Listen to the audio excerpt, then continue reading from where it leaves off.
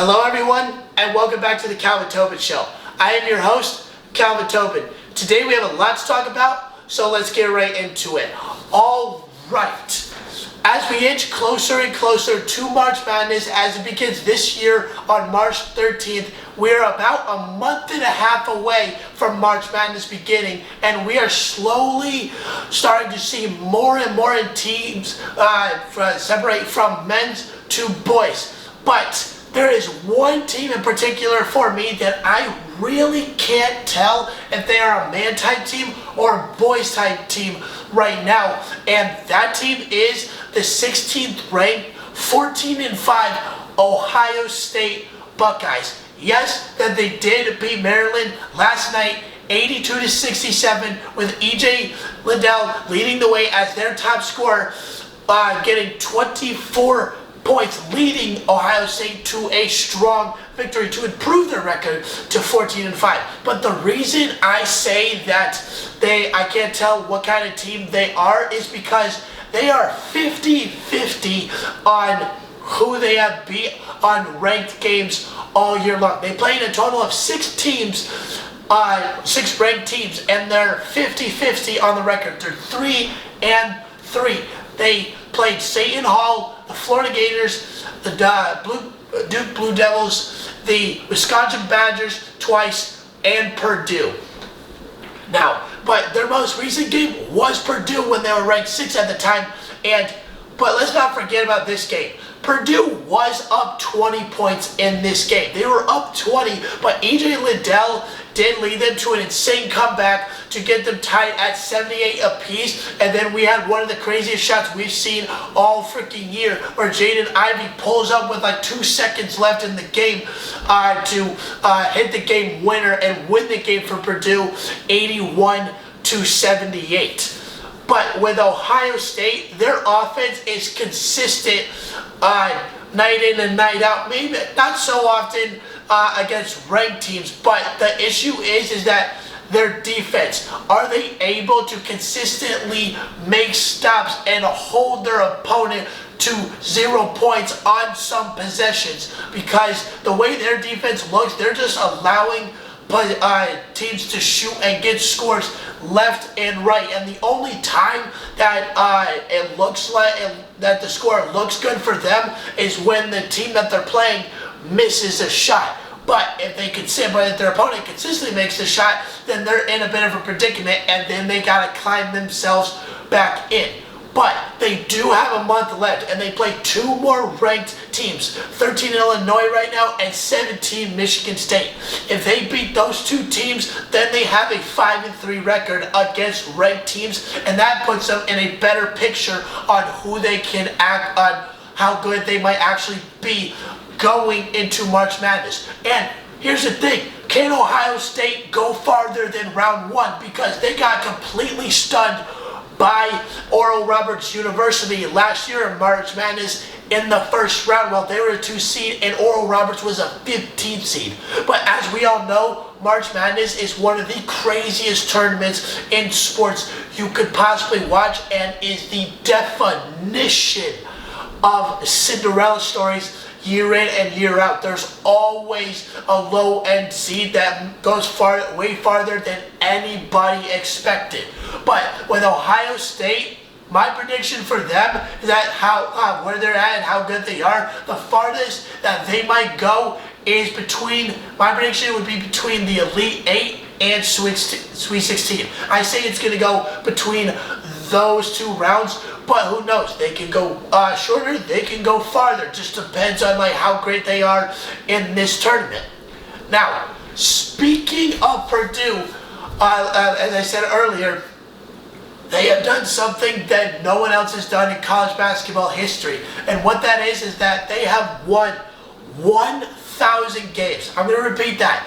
1,000 games against their own conference games, which is the Big Ten. They've won 1,000 games against the Big Ten. Purdue has had great teams year in and year out, and they have gone really far in the March Madness. They've gotten to the Final Four twice, but unfortunately have never won the big one. And this year is easily the best team that they've ever had in program history, as they are ranked number 3 right now, and they have a record of 20-3. Now, they've had crazy teams from years ago, but this is definitely their most advanced team that they've had. They got guys who can defend extremely well. They got players who can rebound like crazy. They also got guys who can shoot from 35 feet out. And who are those players that can shoot from 35 feet out? Jaden Ivey and Sebastian Stefanovic. These guys have Curry and Klay Thompson range. These guys can shoot. And then you got a 7'4" center who is a monster in the paint, and when he goes to score, it just seems too easy for him because he is 7'4", and and the crazy thing about this team is that Purdue has multiple players up for Naismith Player of the Year. That's how special this Purdue team is, and this year is easily their best shot to go all the way. Can they get it? We will find out as this March Madness tournament comes around when the time is. Now, let's get into some NFL. Alvin Kamara, you got yourself in a bit of a predicament, buddy. Like, model citizen, 5 years in the league, one of the top 5 running backs in the league, all-pro player, and phenomenal athlete. But after the Pro Bowl, it looks like you got yourself in a little bit of a predicament as you got arrested in Las Vegas for a battery assault charge.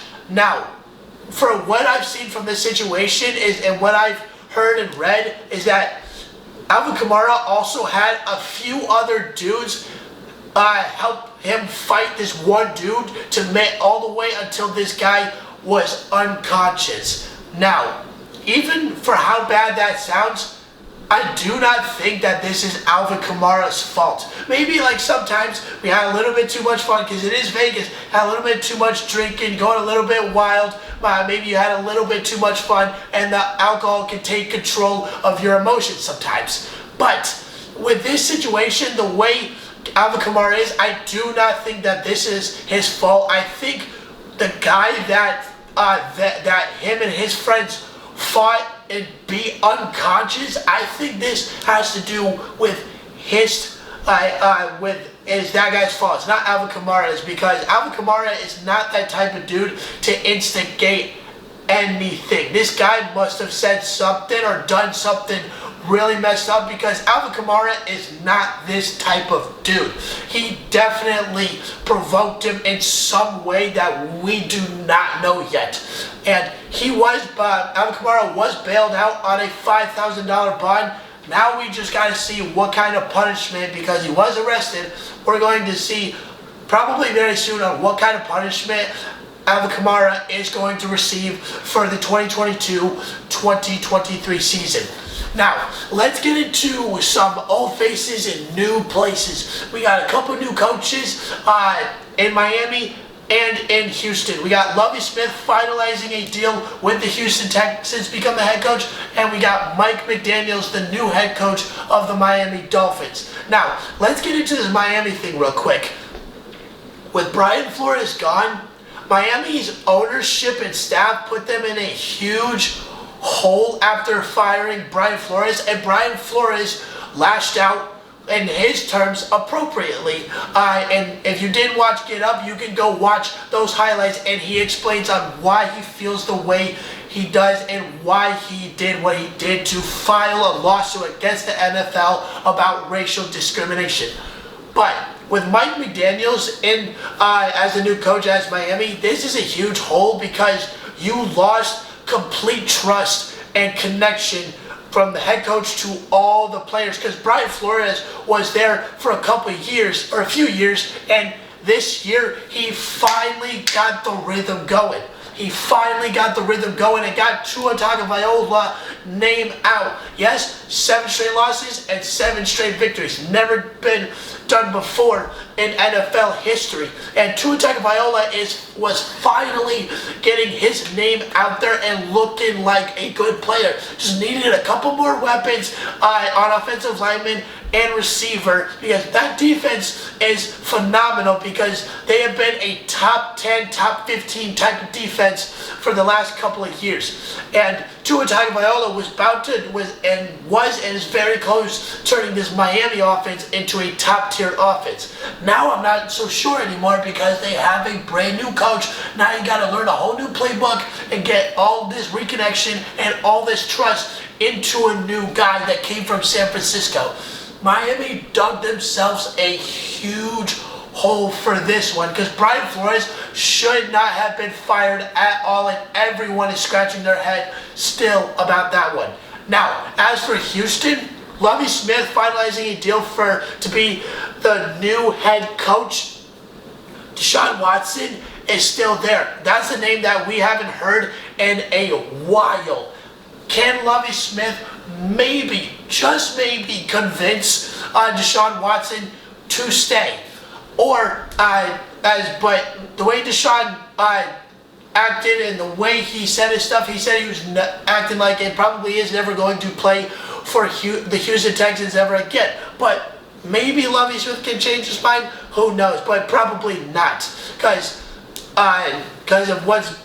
of Bill O'Brien just trading and giving away players for no reason at all, and just put the Houston Texans in one of the deepest holes that they did not need to be in. Because a matter of a few years ago, Deshaun Watson had them at 11-5 going into the playoffs, but Bill O'Brien decided to get rid of everybody.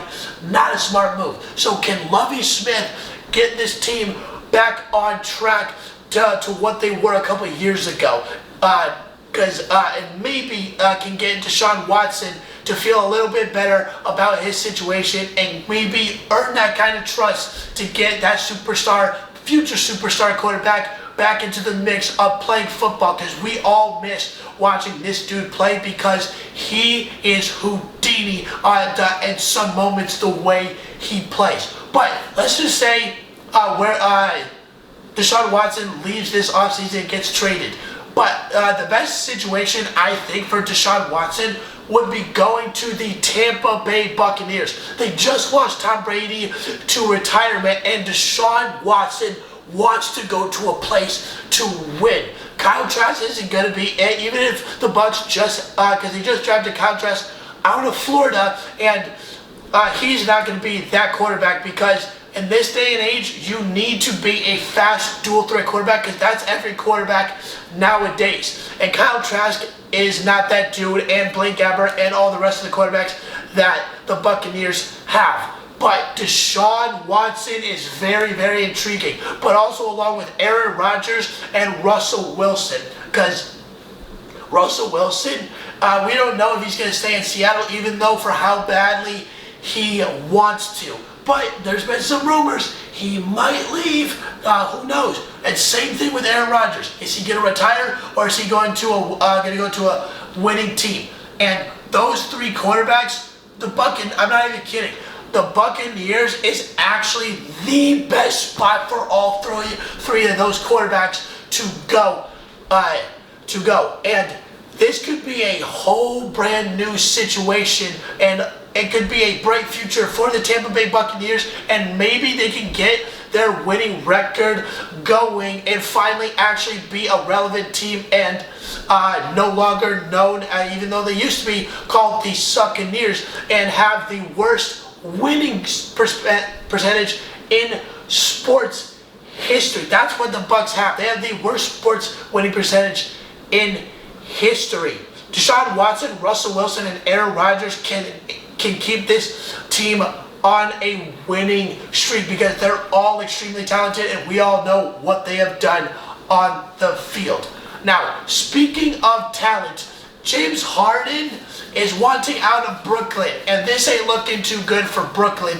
And I can see why, because a lot of people are looking at this. It might be Kyrie Irving's fault, along with KD being injured as well, and he's not going to be back for a little bit. Because Kyrie Irving is a half in, half out kind of player. He's a part-time player. He doesn't take this too seriously, even though for how talented he is, he has great games, but is never on a consistent basis. And James Harden is in the exact same situation of what he could have been if he stayed in Houston, which is be that number one guy that everyone relies on to score a basket and hopefully pull them out of a victory. But if Kyrie Irving can stay consistent, which he is not, this team could go farther than they should be going right now. But with James Harden wanting out and Kyrie Irving and James Harden both being in a player option year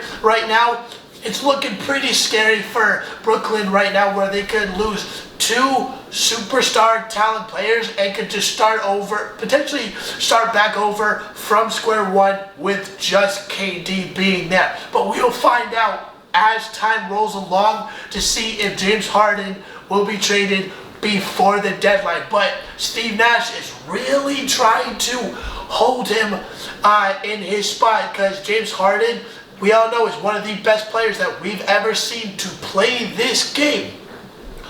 Will Brooklyn keep James Harden there? Will they do it, or is he going to be gone in a matter of weeks?